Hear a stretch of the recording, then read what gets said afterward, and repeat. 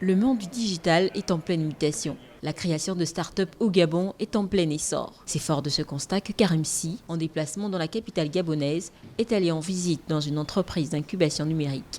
Il nous révèle son objectif. Digital Africa est un projet qui a été impulsé par le président Emmanuel Macron pour soutenir les écosystèmes d'innovation et le numérique en Afrique, dans le cadre d'un vaste programme d'accompagnement à l'entrepreneuriat qui s'appelle Choose Africa. Il y a 2,5 milliards d'euros dédiés à l'entrepreneuriat et aux TPE, PME en Afrique. Porté par le groupe AFD. Digital Africa est une initiative qui s'inscrit dans cette dynamique, mais qui porte une nouvelle dynamique et incarne une nouvelle relation entre la France et l'Afrique, avec une association que j'ai l'honneur de présider, qui réunit aussi bien des acteurs africains que des acteurs français.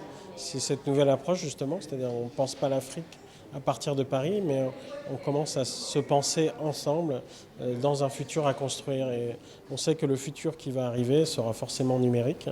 Et donc, il nous faut appréhender cette dynamique.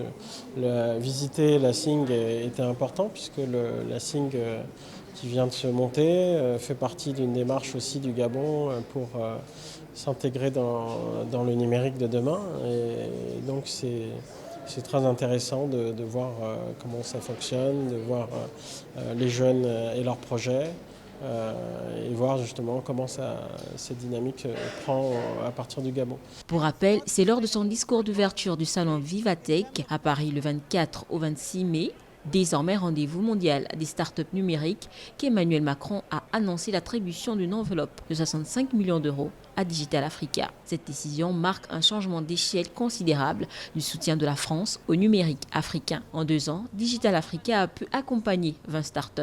Le fondateur de Joko Labs, premier espace de travail collaboratif consacré aux startups en Afrique francophone, croit que le Gabon est déjà bien engagé sur cette voie et que le pays récoltera via les jeunes entreprises du numérique de bons fruits.